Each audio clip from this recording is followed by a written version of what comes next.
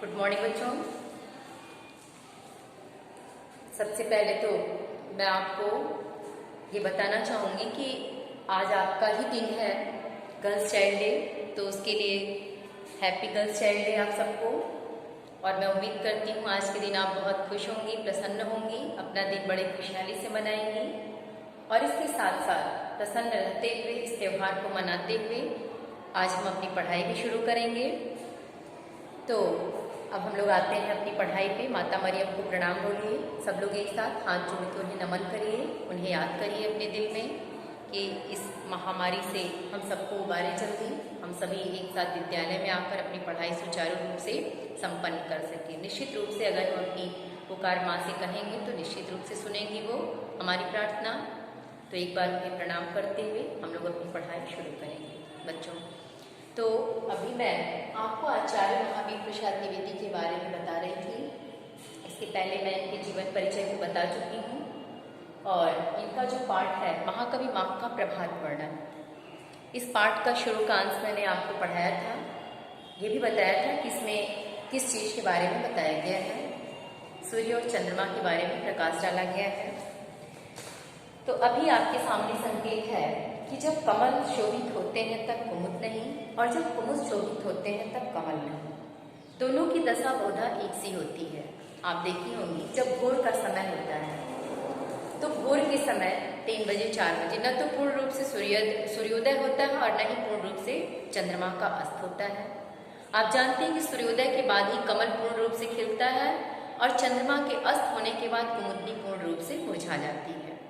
तो भोर का समय होने से न तो कमल अपने कोश को पूर्ण रूप से खोल पाया है और न चंद्रमा का अस्त होने से कुमुदनी पूर्ण रूप से अभी अपने कोश को बंद कर पाई है।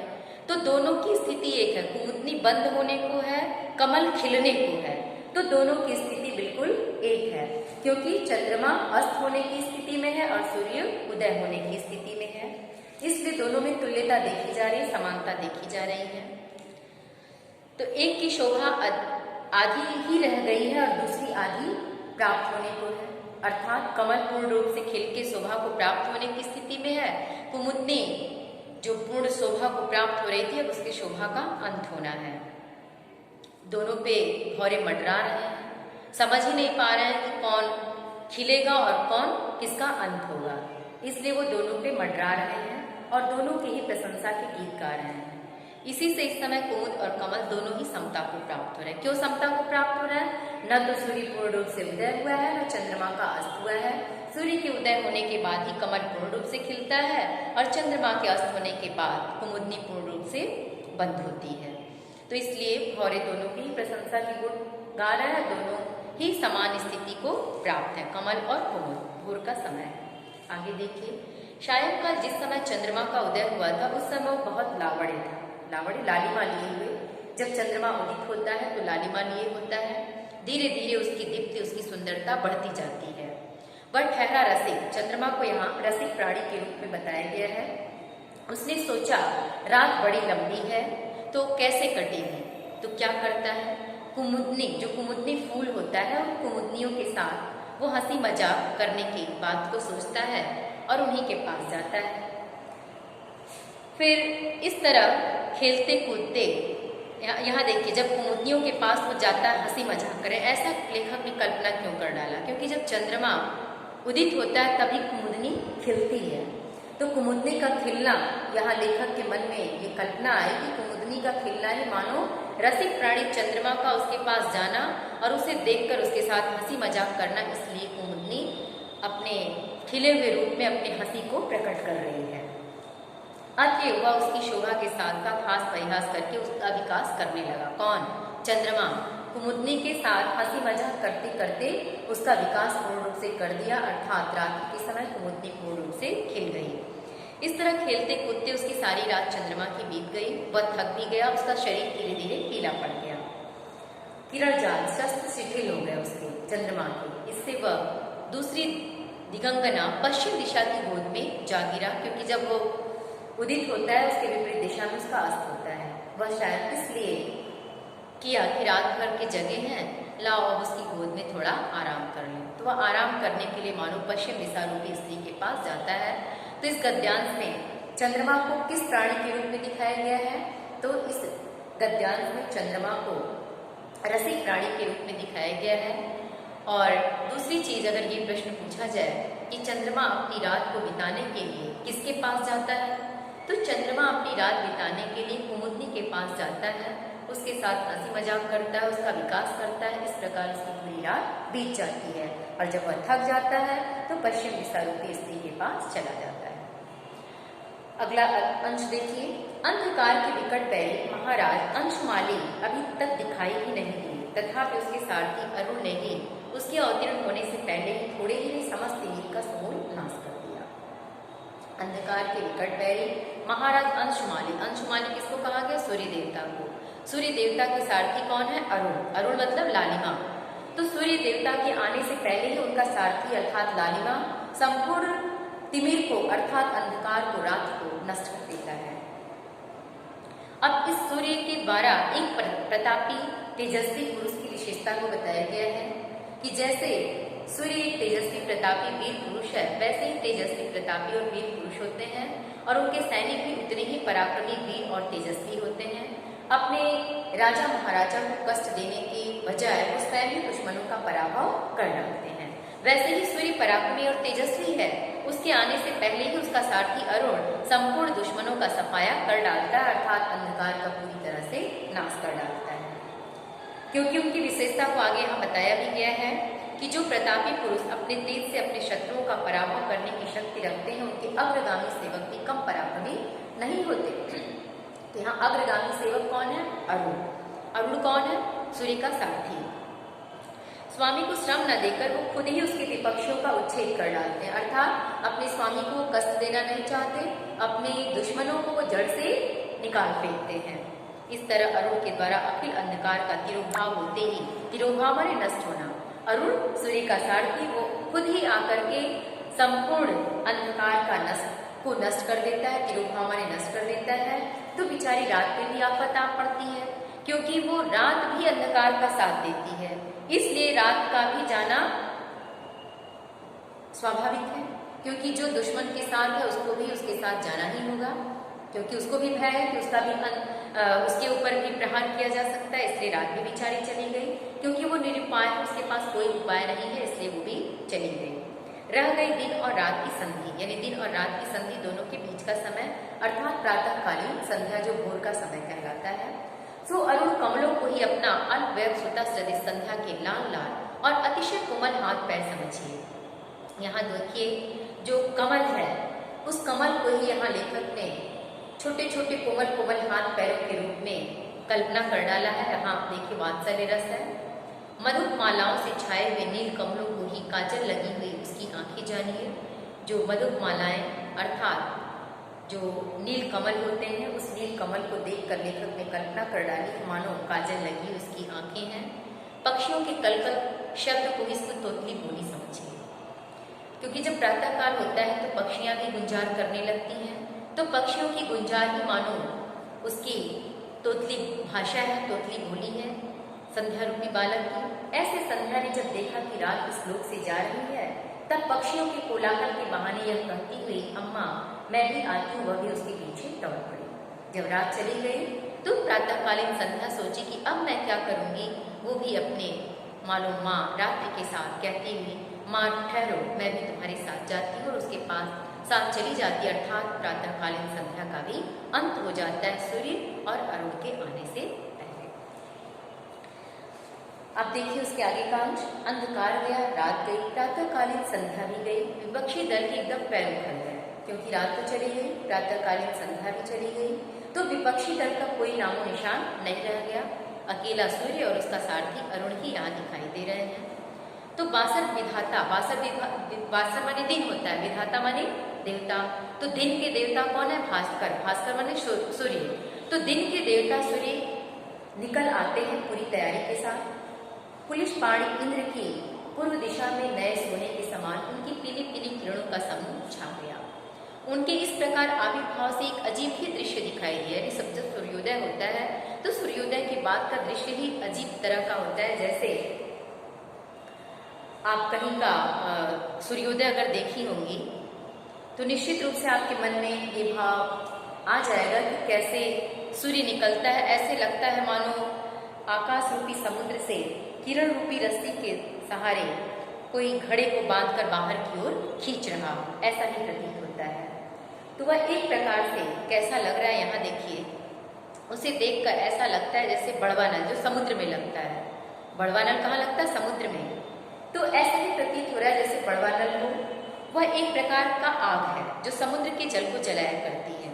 सूर्य की उस लाल पीले किरण समूह को देखकर ऐसा मालूम होता है जैसे बड़वाग भी समुद्र की जलराशि को जलाकर त्रिभुवन को भस्म कर डालने के इरादे से ही ऊपर उठाई है समुद्र के ऊपर। धीरे धीरे दीननाथ का बिंब, दीननाथ माने सूर्य का बिंब, क्षितिज के ऊपर आ गया। तब एक और ही प्रकार का दृश्य दिखाई दिया। ऐसा मालूम हुआ जैसे सूर्य का वह बिंब एक बहुत बड़ा घड़ा और दिग्बंध में जोर लगाकर समुद्र के भीतर से खींच रही है। यानी एक सूर्योदय देखकर ऐसा लगा जैसे सूर्य में बड़वानल की आग लग गई हो, अर्थात समुद्र में आग का वह गोला समुद्र की जलराशि को सुखा देने के लिए जल में उतर आया हो। दूसरा दृश्य, सूर्य के प्रचंड किरणों को देखकर जल में ऐसा प्रतीत हुआ जैसे दिशा रूपी स्त्रियां, यानी किरणों को देखकर ऐसा लगता है जैसे दिशा रूपी स्त्रियां किरण रूपी रस्सी के सहारे बांधकर उस सूर्य रूपी घड़े को आकाश रूपी सागर से बाहर खींचने के लिए तैयार है। ऐसा मालूम होता है जैसे सूर्य का वह बिंब एक बहुत बड़ा घड़ा है और दिग्बंध में जोर लगाकर समुद्र के भीतर से उसे खींच रही हूँ, आकाश रूपी समुद्र से उसे खींच रही हूँ। सूर्य की किरणों को ही आप लंबी लंबी मोटी मोटी रस्सियां समझिए। यहाँ देखिए उपमा अलंकार है, या सूर्य की किरणों को ही सूर्य रूपी घड़े में बांधी गई मोटी रस्सी के रूप में लेखक ने कल्पना कर डाली है। उन्होंने बिंब को बांध सा दिया और खींचते वक्त पक्षियों के कलरव के बहाने कहकर शोर मचा रहे हैं कि खींच लिया है, कुछ ही बाकी है, थोड़ा जोर लगाओ, अब बाहर ही आना चाहता है। इस तरह से यहाँ प्रकृति का मानवीकरण करते हुए सूर्य के आगमन को देखकर लेखक ने कैसी कैसी कल्पनाएं की हैं, इस दृश्य का वर्णन इसमें उन्होंने प्रस्तुत किया है। तो बच्चों, इस चीज को, गद्यांश को ध्यान से देखिएगा कि लेखक ने यहाँ सूर्योदय के दृश्य को देखकर कैसी कल्पना की है। एक तो बड़वा नल के रूप में, दूसरे सूर्य को एक घड़े के रूप में, उसकी किरणों को रस्सी के रूप में, दिशाओं को दिग्बंधकों के रूप में। इस प्रकार दिगंगनाओं द्वारा खींच खांच कर किसी तरह सागर की सलिल राशि से बाहर निकाले जाने पर सूर्य बिंब चमकता हुआ लाल लाल दिखाई देने लगा।